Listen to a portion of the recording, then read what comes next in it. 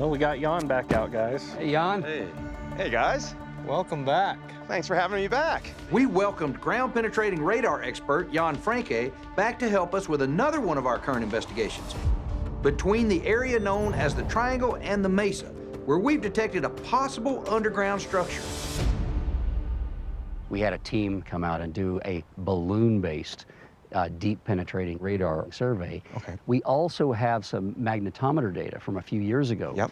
that shows magnetic anomalies, Okay. which suggest that we're looking at something metallic, possibly even a tunnel of some kind. Okay. Over the past 3 years, we've conducted a magnetometry scan as well as an aerial radar scan in this area. And both of them identified a possible metal tunnel running underground between the Triangle and the Mesa. So today, Jan is going to use a special ground-penetrating radar device to get us more data and help us figure out if that could really be true. Our ambition is to do a survey in this area of the Triangle. Absolutely, we can do that, yes. Well, guys, so this time I brought a much deeper penetrating system. I've improved it over the last year. That'll give us much higher resolution. Perfect. Jan is going to scan back and forth across the area in what's called a push broom pattern. As he does this, the GPR will send radio signals into the ground that bounce off of objects or structures. If any are detected, the device will produce an image on what is known as a radargram. Now, while Jan's GPR is mainly designed to send radio signals into the ground, some of them will actually go up, meaning that he could also detect things above him. That would be a good thing for us, because we've documented a lot of anomalies above the Triangle. So if anything passes over him, we might be able to image that as well. Okay, got it? All right, let's start assembling it. While Jan and Caleb were running the GPR scan at the Triangle, And off we go. me, Thomas, and Dragon went about a half-mile over to the east field to conduct a different experiment to follow up on something strange that happened 2 weeks ago. Let's put the launch pad right here. We were conducting a drone-based infrared Lidar scan when Jim Royston suddenly began losing GPS data at very specific spots above the east field. Uh-oh. What happened, Eric? Something that we couldn't explain was blocking the GPS signal. Let's go launch this thing. Okay. So we've decided to launch rockets equipped with GPS devices up into those same dead spots to see if we could get repeated data or even stimulate some kind of phenomenon that might help us figure out what's going on in that area. Eric, the rocket's armed and we're ready to launch. Copy you, standing by for launch. In 5, 4, 3, 2, 1.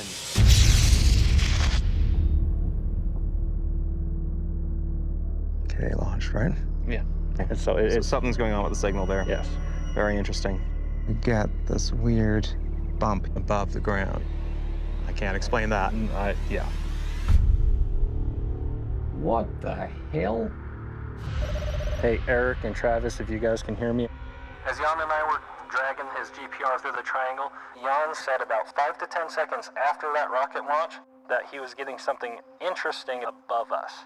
Did you hear what he said? That radar picked up something in the air when we launched the rocket. At the Triangle. I'm wondering if we did have some kind of Interaction, or we did get some kind of reading of something moving above us. So that's really interesting. I can't wait to see that data. We couldn't believe it when Jan detected something in the air with his GPR device above the Triangle after our first rocket launch. He was trying to find an underground tunnel, but clearly some of the radio signals bounced off of something over his head. We're ready to launch the next. Rocket with a GPS tracker on it. Are you ready? Standing by for launch.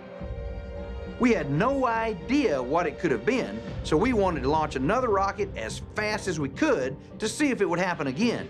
Hey, Caleb, be advised that we are going to launch the rocket in less than 30 seconds. Be prepared. If we're going to launch another rocket, we should stand still and we watch for it and see Okay. if we see anything above us. Okay. Okay, battery's gonna go hot right now. Preparing to launch in 5, 4, 3, 2, 1.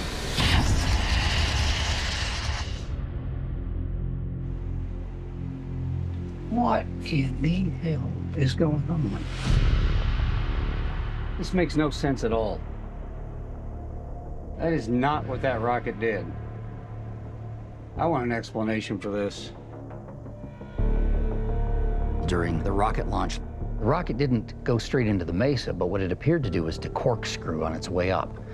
The altitude that it is reported to have reached is nowhere near where the rocket actually went. How is that even possible? Caleb, you copy? Yeah, go ahead, Eric. Are you still seeing any of that artifact at 30 to 40 feet? Roger that, I am. Yes, it is definitely there, and it occurred maybe 4 or 5 seconds after the launch. Wow. We saw the exact same effect. 5 or 6 seconds after that rocket launched, we see movement at a range of about 40 feet. I can't explain that at all. I need to process that data, but that's something of real interest.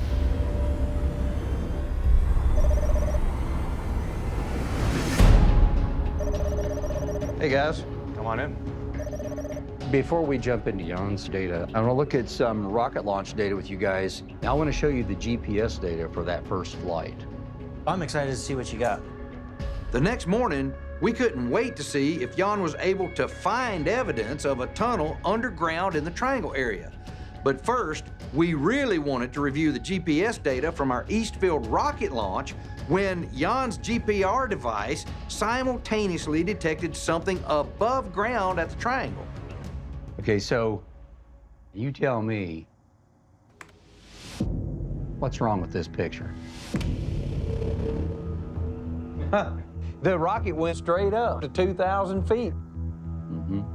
And you see these points over here? They're inside the mesa. Now, Yeah, they are. Look at that. look exactly where they went in. Wow. That's right where we saw the UAP last year go into the mesa. That's a good point. The entry point right there. Crazy, man. The GPS data shows this rocket flew straight at the mesa and directly into a spot that we call the endpoint. Now that's where we've seen a UAP enter the Eastfield Mesa and then exited a half a mile away before disappearing into thin air near the triangle. We don't know what's causing the GPS errors, but it is obvious that something has prevented us from getting accurate data on Skinwalker Ranch. And at the exact same time, Jan was picking up those radar anomalies. That's right. Jan had the GPR set up when we did this launch, and he picked up something in the sky that seemed to be 40 feet above him over the triangle. Yes, exactly. We can actually see that on this data set. Yeah, let's take a look. Okay? So the radar is continuously running. It's taking readings 10 times a second. Now, what is the radar really detecting? It's detecting changes. And we're in an open field, and there's no cows or anything else moving. So if we just stand still and nobody moves, then there shouldn't be any changes at all. So what I want you to do is take a look at the bottom of the screen, okay? So here's what's interesting. The launch happened, I happen to get the timestamp off of it, right here, okay? About 6 seconds later, 5 seconds later, we have this blip. It's probably sitting around 40 feet Above the ground. and that's a very, very strong blip. Okay, now, what does that mean? Okay, something changed and created an interference. So we launched a rocket a mile away from you, and you detected some sort of anomaly. Yeah. Happened about 40 feet above you. Yeah, well, I assure you there was nothing above us, but Okay. nothing that we could see. Nothing that you could see. Yeah, that's Exactly. right. That's the point. And I saw that, and I was like, what just caused that? It happened twice, if I remember correctly. That's right. So here's the interesting part. Repeatability, right? That's how Yeah. science works. Yeah. Check this out. So we'll go along in time, and it happened again. Right Wow, there. look at that. This happened after your second launch. So that means somehow or other launching a rocket in the East Canyon field down there, somehow at the triangle, we detect an electromagnetic disturbance that... Well, no, we detect an object. We detect an object that appears and disappears. That appears and disappears for just a few seconds. What on earth is that?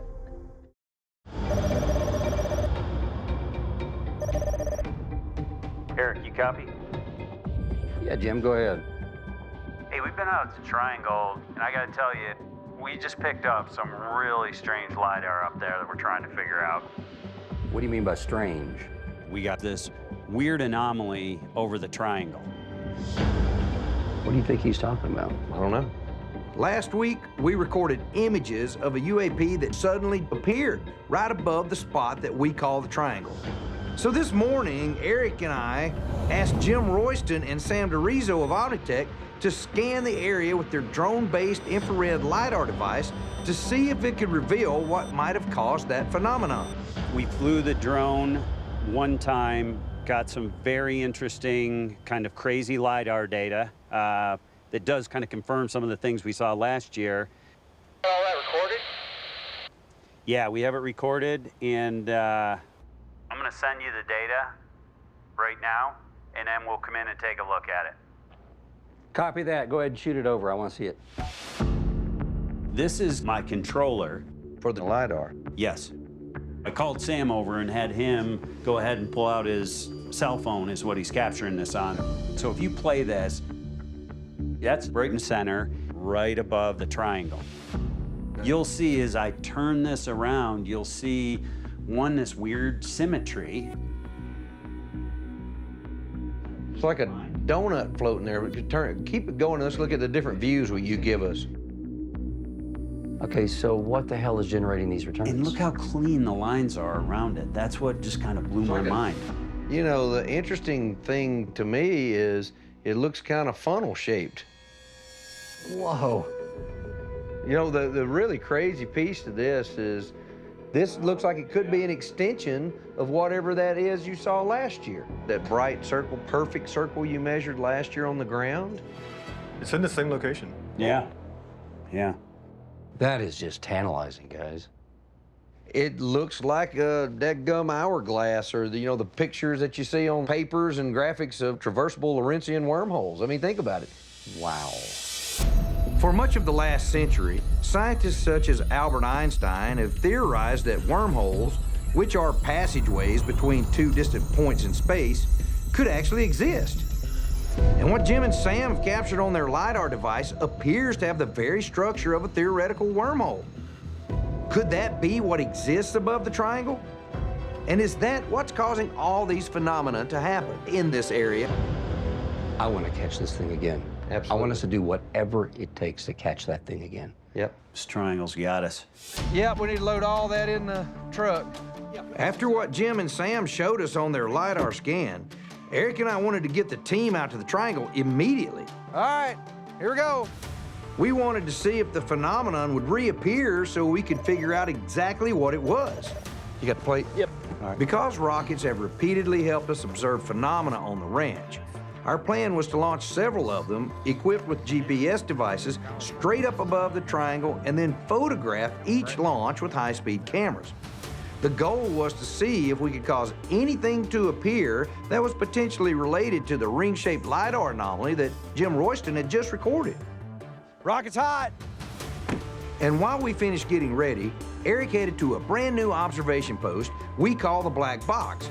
It's located southeast of the triangle, and it enables him to monitor the live GPS data from each of the rockets as they pass through the area where we detected the strange LiDAR ring. We're armed. Rocket's hot!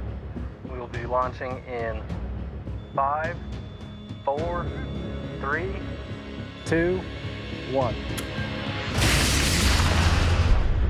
Oh, that's a good one. Yeah, that's perfect.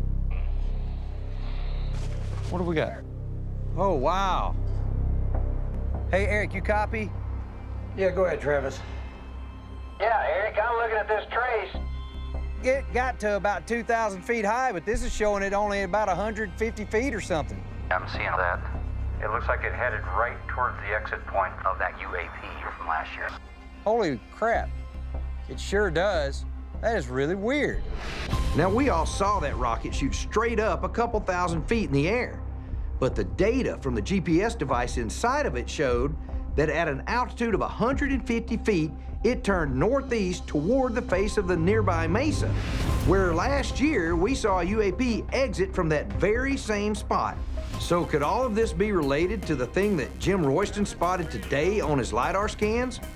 Maybe launching another rocket could get something to happen that would help us find out. All right, everybody, be advised, we're about to launch another rocket. In 5, 4, 3, 2, 1. So, Travis? Yeah, go ahead, Eric. The data looks really messed up. I don't know what's really going on above the triangle, but right where we captured new LiDAR images of a ring-like anomaly earlier today, the rockets that we just launched are showing GPS data that doesn't match at all with their actual flight paths. I have no idea what to make of that. That makes no sense. Okay, well, we're gonna try again. You dang right we are. Hey, everybody, be advised, we're gonna launch in less than 1 minute.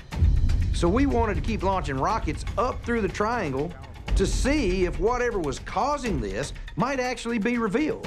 You good there? I think so. All right. Okay, we got juice. 5, 4, 3, 2, 1.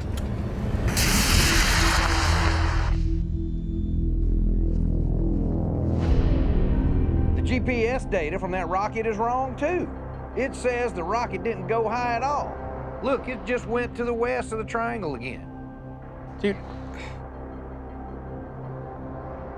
Hey, Eric, it looks like it turned and went west of the triangle.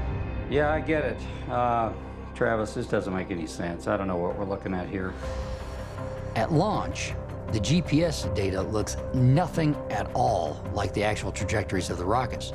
I'm watching them in the cameras. We really need to understand what is happening in this airspace over the triangle. That's crazy right there. Yeah. Hey, Travis. I'm just gonna shut down out here and take a look at the data.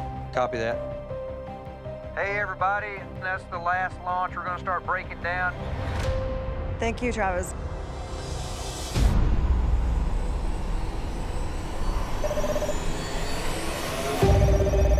What are we looking at today, Eric? Well, let me bring up the camera footage. So this is a single camera looking up this launch tower. You know, this is the post-process where we have that embossed effect. And so here you see just immediately after the first rocket launch, you can see there is something that shows up that it's not our rocket. What is it that we're looking at that's kind of coming out of that thing? Yeah, you're talking about these lobes on either side, what yeah. the crap is that? So we've got this, I'll call it a cylindrical center. Mm-hmm. It's a line, and then we have these two lobes on either side. I don't know what that is. Now I'll take us back out to the original. So watch as this evolves. Okay, so I'm gonna go forward 1 frame. Okay. Go forward again. Mm-hmm. Go one more. Whatever this additional feature is on the side of the main body of this thing, and it goes from what would be the aft portion of it to the fore portion of it. Yeah. Okay. At least that's what it looks like to me. It looks like wings. No, I mean, not like bird wings or insect wings. It look like airplane wings. Folding down. Mm-hmm. Interesting. One more time. Go one more frame. So look at the top. It's shinier than, You're speaking of this part here. whatever that is. Okay. It seems to be shinier than the rest of it. It has a very defined, rigid edge. Yeah, it seems like it stays very consistent. Yeah. So it's got definition. And I don't know that I've ever seen anything exactly like this before. This is in that same time frame. Within a few minutes. You see it over here? Look at that. Oh, that's crazy, man. And then we'll dive in here. All right. What I'll tell you, my brain's telling me it's the same object. as the previous one, or same type of object? The same class of object. Well, let me move to the next one. So here we have a third instance of... It looks similar to the same thing. I think it's the same thing. I don't know what it is, but Yeah. it looks like it's the same thing. So we have 3 videos of the same category of object right after the first launch, but I don't think there's any decision we can make on it right now. Could Eric be right that the answers to all the UAPs and other phenomena we've recorded between the Triangle and the Mesa and the East Field might actually be underground? Is there a connection between the ring-like anomaly we've detected on Lidar and the possible tunnel that was identified by Lunason last year? Okay, well, you know, this has been a great review, so I appreciate you guys sitting at the table with me. Thanks, guys. Thank you so much.